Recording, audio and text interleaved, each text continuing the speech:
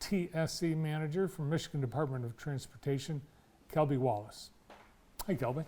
Good afternoon, Bart. How are you? I'm great. How are you doing today? Real good, real good. Well, this weather, how can you not be? Right. I think we're finally beyond those March snows and can look forward to the April, May sunshine.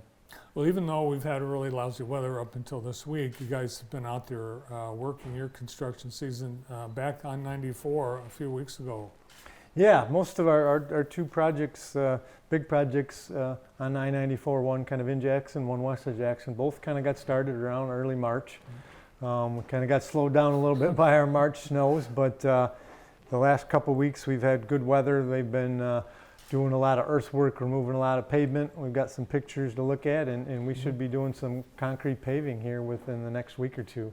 Yeah, so we've got a couple of big sections that are undergoing some major work, the Elm Road area. But let's go through the photos that you brought along. Yeah.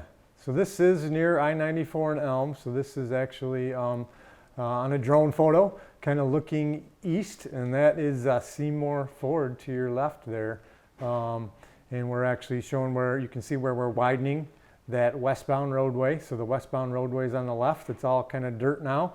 And then we've got traffic over there on the right on the new concrete that we built last fall. So right now we've got traffic all on the eastbound roadway, and we're doing all the earthwork, removing the old pavement, bringing in new sand and gravel and drainage all there on that westbound. And we're, like I said, we're going to start doing some concrete paving perhaps as early as next week. That's got to be challenging because that stretch, there's quite a grade difference from the highway to, where Seymour Ford. Seymour Ford, right. We've got a pretty steep slope out there that we've still got to rebuild. Right now they're really focusing on the freeway to try to get that ready for concrete paving because, as you know, there's so much construction in Michigan. That concrete paver has lots of other projects that they need to get to, so if they can take advantage of good weather and get paving here early in the season. We've got about a mile on westbound of concrete paving, and then that concrete paver will be done. We have a lot of other miscellaneous stuff to take care of, but that'd be a real good thing to get this taken care of early. This is looking east under Elm Road. You can see we're rebuilding, obviously, I-94 right there westbound.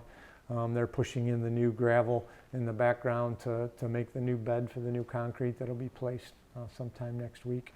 You can see the bridge there. We still got to paint part of it. We got to wait for good temperatures to finish that surface coating. It's a paint we put on concrete to help seal it from the elements, and right now the contractor's kind of in the way, so the painter can't get in there yet, but that's one of those things that we need to get in here now that the temperatures have gotten to a good place for work like that.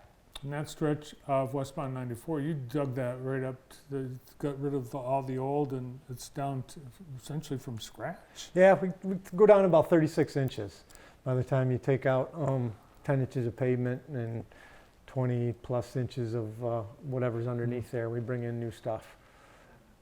This is a picture kind of overhead looking at the Elm Road roundabout. So we've got some grass growing in, the Rose Hill, on the bottom roundabout in the picture there, that would be Seymour and Rose Hill. And then as you move up towards the middle of the picture, the middle roundabout is the ramps for the westbound roadway. And then on the very top of the screen is the roundabout for the eastbound roadway. So just kind of another overhead picture showing it completed. And then here's another drone picture showing again, the contractor kind of working on that westbound roadway underneath that new Elm Bridge. And in the background to the top left, you can kind of see the auto dealers there off Seymour, and a lot of work that they still got to do on Seymour and that ramp back there too. Well, that's going to make it so much easier. And I know it's been, a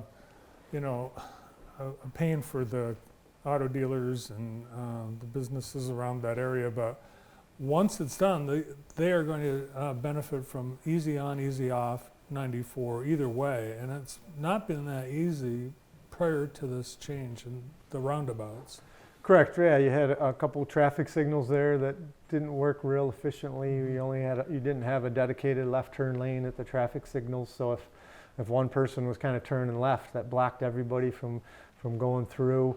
And there was no traffic signal at the Elm Seymour Rose Hill intersection. It was still, it's like a two-way stop, and nobody knew when to go.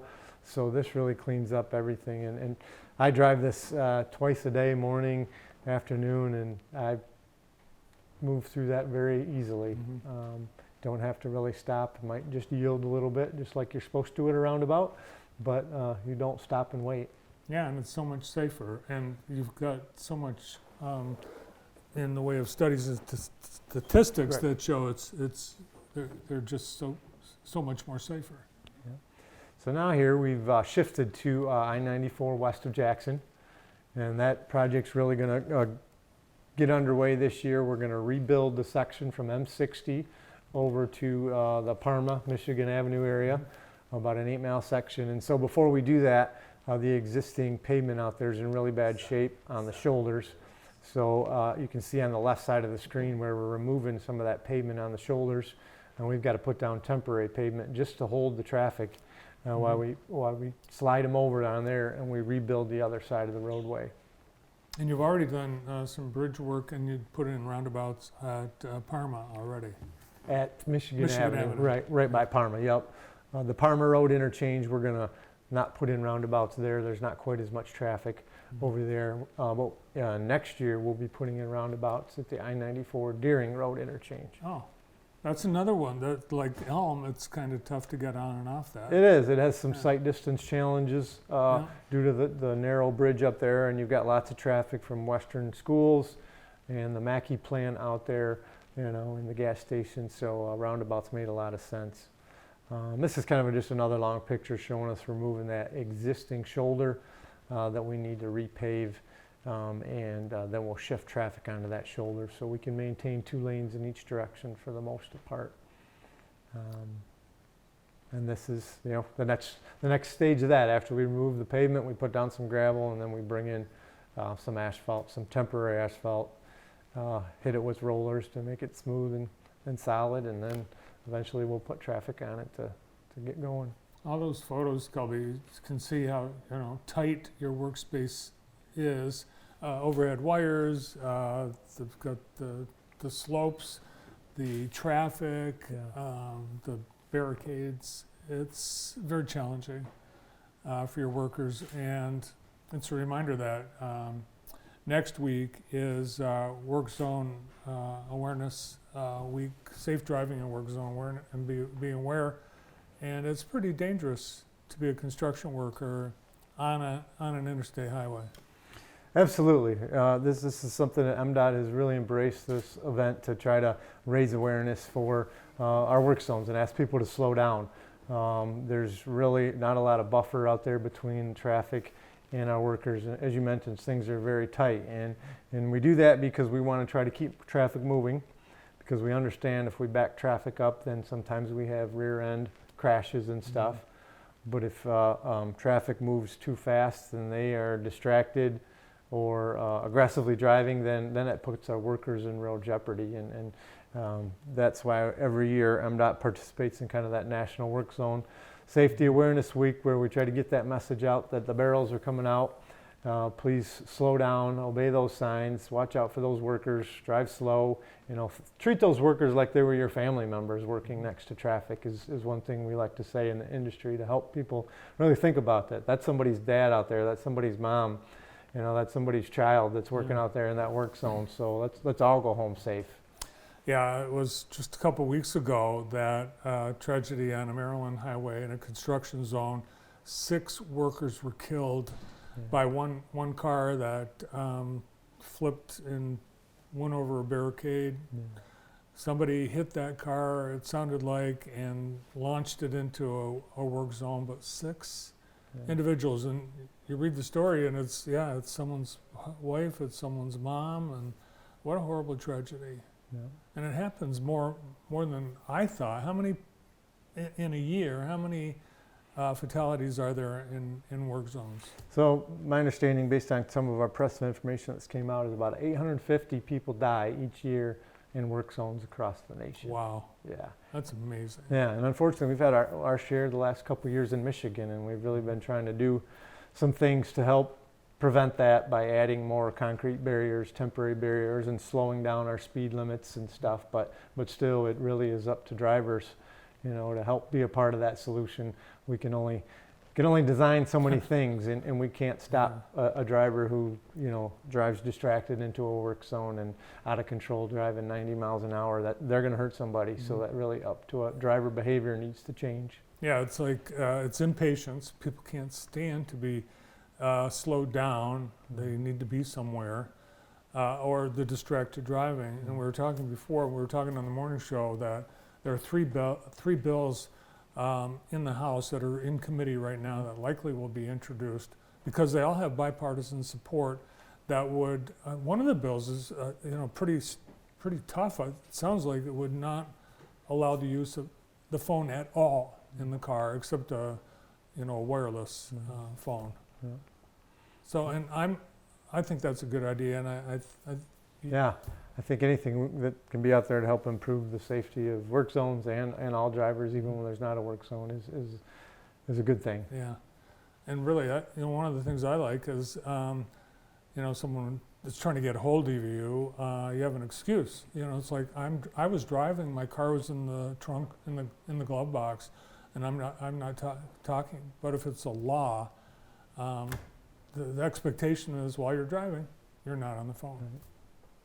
All right, we've got the railroad bridges. Looks like there's a lot that's been going on so far this year on those. Yeah, so we have worked through our utility conflict that was out there. So now we're working underway at Mechanic, building that bridge foundation to be able to be ready to have a beam and a new bridge deck set later this summer.